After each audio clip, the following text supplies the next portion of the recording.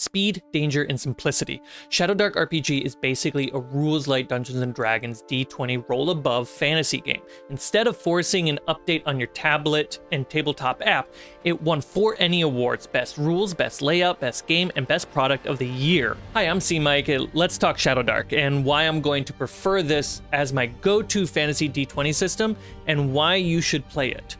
If not, to, at the very least, expand your D20 fantasy experience. I'll look at its core game mechanics and philosophy, plus my favorite rule that changed how I run games forever, and maybe 2 homebrew rules at the end that I now use for every game. In future videos, I plan on going over some character creation, magic, and more, so hit the like button and subscribe.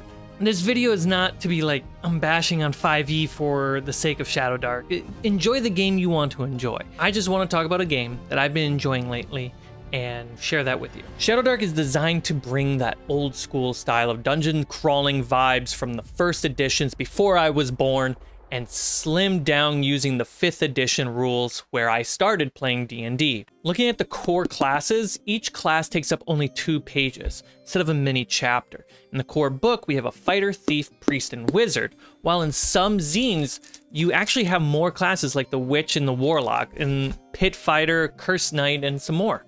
On top of that, because it passed $1 million on Kickstarter, the designer, Kelsey Dion, created a Bard and Ranger class live on her YouTube channel. The Ranger is quite different. There's no magic spells, but it has a very Aragon vibe. You can go hunting and foraging for herbs. Bards are a bit different as well. They're not spellcasters, but they're dabblers, meaning they're weaker fighters, but they can use magical items. And by that, I mean you can use wands and scrolls, something that fighters can't do. Leveling up is more reactive than pre-planned, meaning when you play 5e, you can plan out what you want your character to be by looking ahead at what the class offers when you level up. In Shadowdark, that's not really the case. You roll on the talent table for the class and your character gains that bonus, making it a little bit more random. Plus, you roll your hit die, increase your HP, and technically, leveling up can be easier and faster than a short rest in D&D. If you don't get into coercing and the roleplay of downtime as well, which I highly recommend because tying leveling and downtime together, meaning that you have to rest and spend time out of the adventuring cycle and actually be a part of the world to level up, is a really cool idea, and I'm happy that they tied that in because it kind of gives that permission to the whole table to do that. When it comes to casting spells in Shadowdark, there are no spell slots. There are no spell saves. There are only spell casting checks, and that's it. You, the caster, have to always roll a spell casting check. The DC for your spell casting check is the spell level or tier plus 10. So what that means, if I want to cast Fireball, which is a tier 3 spell, I have to beat a DC of 13 to cast the spell. In Shadowdark, calling spells tiers instead of levels is a small design choice, removing itself from the long, confusing D&D design of character levels, class levels, and spell levels, and sharing that same word levels for everything. Something's a little simple, and it's really nice. There are no cantrips in Shadowdark. It is just the leveled spells. And failing a spell casting check replaces the experience of using a spell slot. If you fail a spell casting check, you can't cast a spell anymore for the rest of the day. Meaning if you do succeed on casting the spell, you can continue to cast that spell all day long. And as long as you keep succeeding, you can keep casting that spell. If you succeed at rolling the DC for the spell casting check, the spell works as intended. Kind of magical, isn't it? In another video, I'll talk a little bit more about the magic system, but I really just want to cover the basis so that way you know what happens in Shadowdark. It makes casting a little bit less OP, like press your video game button and that's how it works. There is more of the roll to see what happens experience. And if you're a fan of wild magic sorcerers, that meta magic experience and that wild magic table is technically built into the magic system. Meaning if you roll a critical failure on your spell, if you're a wizard, you're essentially rolling on the wild magic table. It's called the mishap table. If you're a priest and you roll a critical fail, you don't get that spell back when you take a rest. You have to pay penance to your divine source, your deity, whatever fits your setting. This also means it reduces the burden of resource management for spellcasters and first-time spellcasters, making it very friendly for new players. Wizards, they use their intelligence stat. Priests use their wisdom. If you get the zines, then you start getting witches and cursed knights and warlocks, and they start using charisma. But what really had me excited were the spell descriptions. They are pithy and evocative. They are not hyper fixated on the lawyering of the word. Though there is a lot of fun to play the lawyering at the table at times, it's more about the spirit of the law, not the word of the law.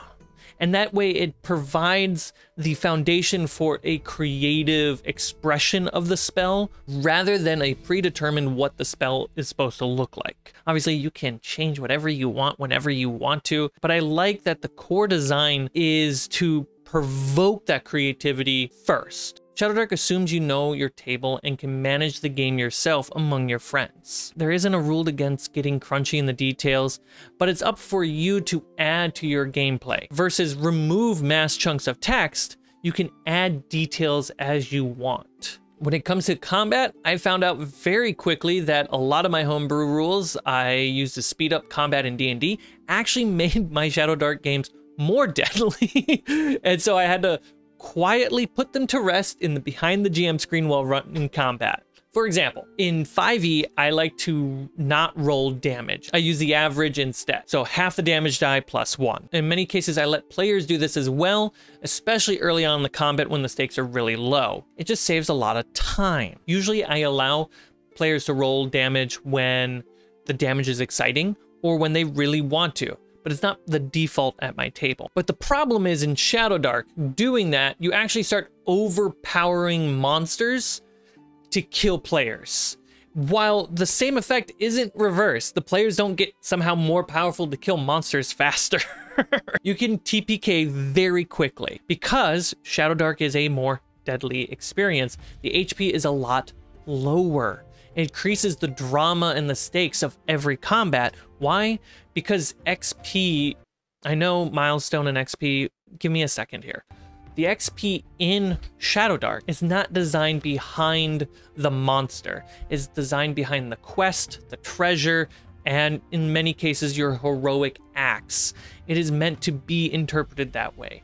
Whereas 5e, the XP is designed around monsters. What that tells me as a dungeon master is that 5e is, by its core design, is meant to kill monsters. It is a combat first system. Shadowdark is not a combat first system, though its combat is streamlined really well to have a fun combat experience. It is designed for you to avoid combat as the core play style. So that way, when you do bump into combat, it is more exciting. And then the stakes are higher. Every choice matters now. And from my understanding, that's part of the old school experience, where danger, conflict, and combat actually mattered. The game is still designed for players to succeed and overcome obstacles. It's just also meant to put the success in the player's hands, not the character sheet. Kind of like if you went from playing Zelda and jumped over to Elden Ring. It might feel like it's harder, but it's just a different type of play. In Shadowdark, you actually have one action and one movement per round. You don't have a reaction, you don't have a bonus action, you don't have free object interaction. That being said, Shadowdark does have a multitask assumption in your turn, like you're pulling out your sword or you're going to go through this door. Kind of that free object interaction is just assumed through your action as well. But your action is not limited to just swing the sword, attack, cast.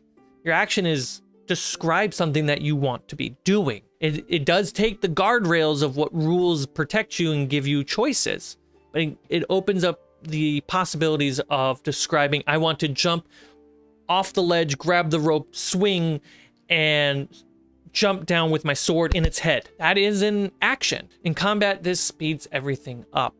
Sure, while comparing to Dungeons and Dragons, the number of things are not there anymore, and you might think things are being taken away from you. But that's not true, because though you have to do less per turn, you get more turns per minute. We ran a 3 to 4 round combat in less than 15 minutes, and there were plenty of looking up spells and goofing around and not knowing what to do on your turn. We had one thing that we could do, and we focused on what's the best thing that we can do, or the thing that we want to do this turn. But Shadowdark's rounds isn't just for combat, it's for out of combat too. Out of combat, rounds is an immediate callback to old school dungeon crawling, where there was a system in place to ensure every player got a turn during exploration. I'm a fan. You use the same action economy, but then assume rounds out of combat take a few minutes while combat takes a few seconds per round. When you're exploring, you don't need to do these rounds. You genuinely don't. You can play the game the way you normally do. Let's say you cast a spell or use a torch, something that has a time-based duration to the object or spell, right? That time duration is typically in rounds. It makes a lot of sense to use the exploration rounds. It helps you track it way easier because it's the same experience as playing combat. But that being said, how do you run initiative in such a situation? Well, out of combat, rounds start with the GM, and then it moves clockwise around the table. Since the stakes don't matter about how fast you rolled or something like that, we're just going around the table in a clockwise order that allows everyone at the table to participate in exploration. You get an action and a movement to just kind of describe what you're doing on your turn and how you're adding to the exploration. We can obviously assume that we're all moving forward, but is there small details that you want to add along the way? That's what the system is for. And speaking of light sources like a torch or the light spell, there is something to be said about Shadowdark's tension system. A tension system, for those who don't know, is why people add Jenga to D&D. Once it falls, something bad happens. It's why I have my own tension system built into my games. It helps count down to something that must happen to progress the experience of the game. In Shadowdark, players don't have dark vision. There's no dim light. There is light and dark. You need a light source if you want to not fail your rolls and fall in the traps or never be heard from again. Torches, lanterns, and light spells typically all last around an hour in real world time. What I really like about this tension system is it brings to life one of the best storytelling lessons I walked away from watching A Quiet Place for the first time and watching season 3 and 4 of Stranger Things. When characters are in danger, they don't have time to talk. They can, but they have to make bold choices in their words or yell about not going fast enough, not yelling at each other and getting in a fight, but just shouting because the stakes and the tension is so high. Something I add to the game is my special homebrew, which amps up this experience, but it doesn't just keep it at the meta for the players who experience in real time. It brings it down into the game for the characters who experience. It's called the Umbral Clock. It's a countdown timer starting at 24. Also representing the hour-long timer of a torch. It represents the amount of tension building until an encounter has to happen. While exploring, every time you explore a new room or new hall or 3 old rooms, every time the light goes out, every time you make too much of a noise, you roll on the Umbral Clock with a die, typically a d6. You subtract the roll from the clock, and when it hits 0, an encounter happens and the clock resets. This can be a random or planned encounter, but if you land between 1 and 4, you get an omen, a sneak peek of the encounter, and you roll for Menace, which was inspired by the Menace system from Alien Isolation. You'll either shrink the umbral dice from a d6 to a d4, or you'll increase it from a d6 to a d8, or you might skip the encounter entirely and reset the clock. Like, assume the encounter is this big, menacing ogre dragging a giant metal sword through the dungeon, and you hear it coming because you rolled between 1 and 4 on the clock. You all quickly hide because you rolled to avoid it, and you stand behind pillars, duck behind cover, and you listen and watch as this ogre dragging a giant sword across the floor passes by, stomping one at a time, taking forever. It stops, smells the room, thinks somebody's there. It grabs the pillar that you're hiding behind, sniffs, doesn't notice you, lets go of the pillar, and moves on, giving you the experience of just avoiding a monster, almost accidentally sometimes, or accidentally getting caught. This, plus the Shadowdark torch system, really help pace my games a lot. The torch system allows players to linger as much as they want, having a real-world pressure on them. But then the umbral clock ticks away at the torch timer for every choice that the characters make moving further into the dungeon. Meaning it's not just going to be an hour, it could be sooner, depending how fast you move in the game. Eventually, you're going to bump into a monster. Eventually, danger will find you. And eventually, the light will go out. My friend David from Story Quest played Shadowdark with me using the umbral clock, and immediately after the game, drove straight to the local game store and demanded they ordered Shadowdark. Another favorite rule of mine that's in Shadowdark is the morale system. It's a way to get around sluggish HP battles in your D&D games. You can pull this over to 5e and it will make a world of difference, speeding up your combat, making the stakes higher, and having the opportunity to have your villain always return. The morale system in Shadowdark also protects players from TPKs quite often, getting the monster out of there before everyone's HP drops to 0. Simply put, the morale system has it when the monster hits halfway, bloodied, they roll a morale check, typically a DC 15 wisdom check. If the monster succeeds, it stays here. If it doesn't, it flees to return another day. And it makes room for the world to be alive and realistic and responsive. And finally, the death timer. It replaces the death saving throw from Dungeons & Dragons 5e and 2024. But instead of getting into that, I actually want to offer a better homebrew for the death mechanic. Something that I think is better for Shadowdark, Dungeons & Dragons as a whole, and probably most tabletop games. It's a rule that I've stolen from Daggerheart, made by Critical Role. It's called Death by Choice. When your character reaches 0 HP, your player chooses one of 3 options. First, Blaze of Glory. Your player gets to make an action, it's a critical success, but then immediately die. If you're playing 5e, I would recommend Revivify, not working in this case, or doubling the cost of Revivify. Either one. A second choice is go unconscious. Rather than dying now, I want to fight again later, so I fall unconscious to get back up another time. When you go unconscious in this way, you're also stabilized, so there's no death saving throw needed. Unless you want to add that on top, that's entirely up to you. But a big point is the player needs to describe a scar, something for them to remember that they chose not to die in this moment. Is it something on their face? Is it they're missing a finger? Let them add something to their character. Thirdly, risk it all. My players do mostly choose this. So you roll a d20. If you roll 1 through 10, your character permanently retires. But if you roll an 11 or higher, you get a long rest and you're back in the fight. Now for 5e, where resurrection and long-term play is a big part and a big aspect of that system, maybe say Revivify can work on Blaze of Glory, but it doesn't work on Risk It All.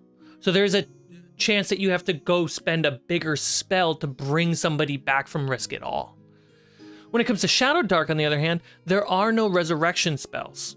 So when I have a player do Blaze of Glory, they go all out and make the craziest choice possible. It's a critical success.